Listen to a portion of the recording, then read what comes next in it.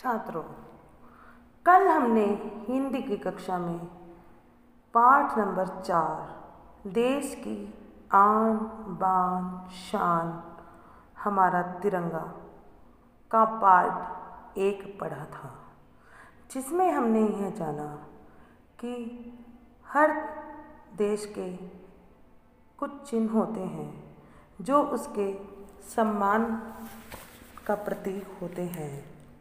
ऐसे ही सभी देशों के अपने राष्ट्रीय ध्वज है और जो हमारे देश का राष्ट्रीय ध्वज है उसका नाम तिरंगा है। यह 3 रंगों से मिलकर बना है।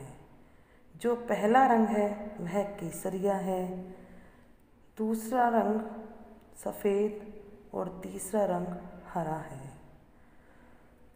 केसरिया रंग देश के वीरों के बलिदान का प्रतीक है।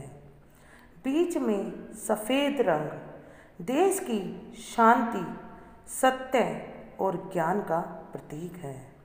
हरा रंग सबसे नीचे है जो समृद्धि, संपन्नता, हरियाली और खुशहाली का प्रतीक है।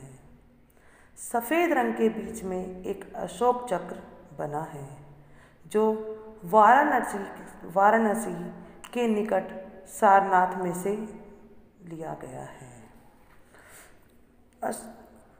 अशोक चक्र के अंदर 24 तीलियां हैं जो 24 घंटे को दर्शाती हैं। जैसे चक्र घूमता है उसी प्रकार हमें भी सदैव प्रगति के पथ पर आगे बढ़ना चाहिए। यह अशोक चक्र हमें यह बतलाता है। तो अब हम इस पाठ को आगे बढ़ेंगे। तिरंगे का निर्माण हमेशा आयताकार ही होता है। आयताकार क्या होता है बेटे? आयताकार होता है जैसे जो अब तिरंगे झंडे का क्या बताया गया है 3:2 कि 3 तो वो क्या होगा, 3 तो वो लंबा होगा, नहीं चौड़ा होगा, और 2 वो लंबा होगा। कि जो उसकी चौड़ाई है वह ज़्यादा होगी लंबाई से, तो वह होता है आयताकार। और वर्गाकार होता है जिसमें चारों भुजाएं बराबर होती हैं। इसमें 2 भुजाएं समान होती है और 2 भुजाएं समान होती है, तो वह आयताकार होता है। तो तिरंगे का निर्माण हमेशा आयताकार ही होता है कि हम तिरंगे का जो निर्माण है वह आयताकार ही होना चाहिए। कभी भी तिरंगे को हम चौकोर नहीं बना सकते। इसको पिंगली वेंकिया द्वारा डिजाइन किया गया था जो स्वयं एक किसान व स्वतंत्रता सेनानी थे। कि जो इसका वो था डिजाइन, वो किसने बनाया था? पिंगली वेंकिया नाम के किसान ने। वह किसान होने के साथ क्या थे? एक स्वतंत्रता सेनानी भी थे। राष्ट्रीय ध्वज हमारे देश के गौरव को सूचित करता है। कि जो राष्ट्रीय ध्वज है वह हमारे देश के गौरव को सूचित करता है, कि हमारे देश की शान को बताता है। तिरंगे के विषय में कुछ महत्वपूर्ण बातें हैं जिन्हें हर भारतवासी के लिए जानना अति आवश्यक है। कि तिरंगे के विषय में और भी कुछ बातें ऐसी हैं जो हर भारतवासी को जाननी चाहिए। तो अब उन बातों के बारे में हम पढ़ रहे हैं। तो वह बातें कौन सी हैं? तिरंगा हमेशा खादी, सिल्क या कॉटन का होना चाहिए। जो तिरंगा है, जो उसका कपड़ा है वह कैसा होना चाहिए? या तो वह खादी होना चाहिए या सिल्क या कॉटन का होना चाहिए। कॉटन क्या होती है? सूती या सूती कपड़ा होना चाहिए। उसका डंडा सदा सीधा रहना चाहिए। कि इसका जो डंडा है वह हमेशा सीधा रहना चाहिए, ये नहीं कि टेढ़ा मेढ़ा डंडा हम इसमें लगा दें। और पताका उसके शीर्ष पर लहराना चाहिए। और जो पताका है मतलब जो झंडा है उसके डंडे के ऊपर होना चाहिए। राष्ट्रीय शोक के समय झंडा आधा झुका रहता है। कि जब राष्ट्रीय शोक क्या होता है, जब कोई बड़ी दुर्घटना हो जाती है या कोई बड़े बड़े राजनेता या नेता की मृत्यु हो जाती है तो राष्ट्रीय शोक उसे बोला जाता है।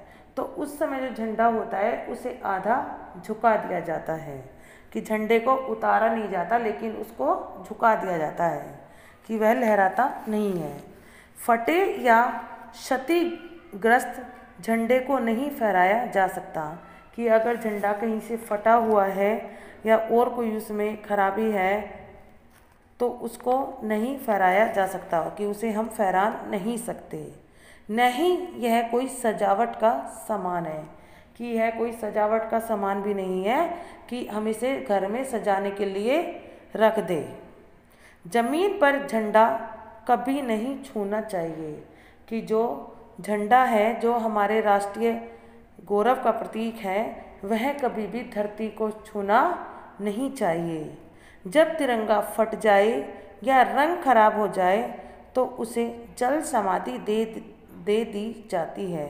कि अगर तिरंगा झंडा फट जाता है या उसका रंग खराब हो जाता है तो उसको जल समाधि मतलब उसको जल में बहा दिया जाता है। कि उसको जलाया नहीं जाता बल्कि उसे जल में बहा दिया जाता है। सचिवालय, मुख्य न्यायालय, कमिश्नर तथा जिलाधिकारी के कार्यालय, कचहरी एवं जेल आदि सरकारी भवनों पर राष्ट्रीय ध्वज नित्य लहराता है। नित्य मतलब प्रतिदिन।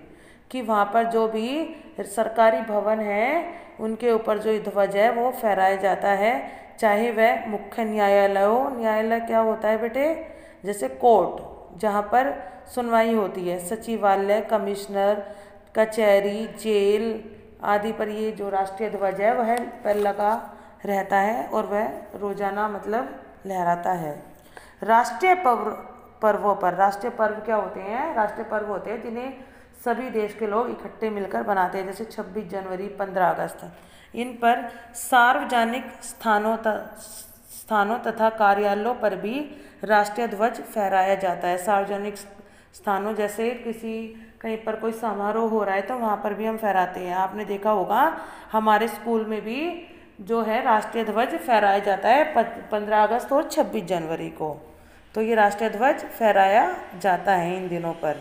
हमारा राष्ट्रीय ध्वज हमारी स्वतंत्रता और पौरुष का प्रतीक है, कि ये हमारी आज़ादी का और शक्ति का प्रतीक है। इसके सम्मान और मर्यादा की रक्षा के लिए हमें हर प्रकार से तत्पर रहना चाहिए। कि इसके सम्मान और इसकी रक्षा के लिए हमेशा तत्पर मतलब हमें हमेशा तैयार रहना चाहिए। किसी कवि ने सच ही लिखा है, कि किसी कवि की ये लाइनें हैं जो मैं पढ़ने जा रही हूँ। तिरंगा है भारतीयों की शान। कि तिरंगा है भारतीयों की शान। भारतीयों की शान का मतलब होता है गौरव। कि तिरंगा जो है वह हर भारतवासी का गौरव है। तिरंगा ही है भारत माँ की आन और वह भारत माँ की इज्जत है। तिरंगा है वीरों का बलिदान। कि यह जो तिरंगा है यह वीरों का बलिदान है, क्योंकि वीरों ने जब अपने प्राणों की आहुति दे दी तभी हमें इस तिरंगे झंडे को लहराने का अवसर मिला है।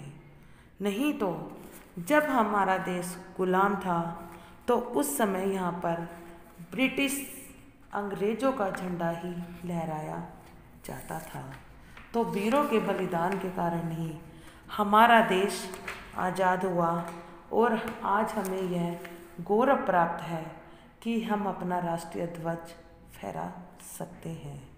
तो एक भारतवासी होने के नाते हमारा यह कर्तव्य है कि हम अपने राष्ट्रीय ध्वज का सम्मान करें और उसके प्रति आदर का भाव रखें।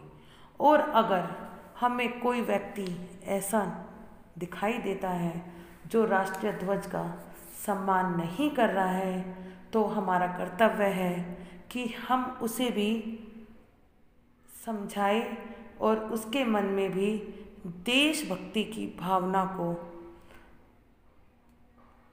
प्रज्वलित करने की कोशिश करें।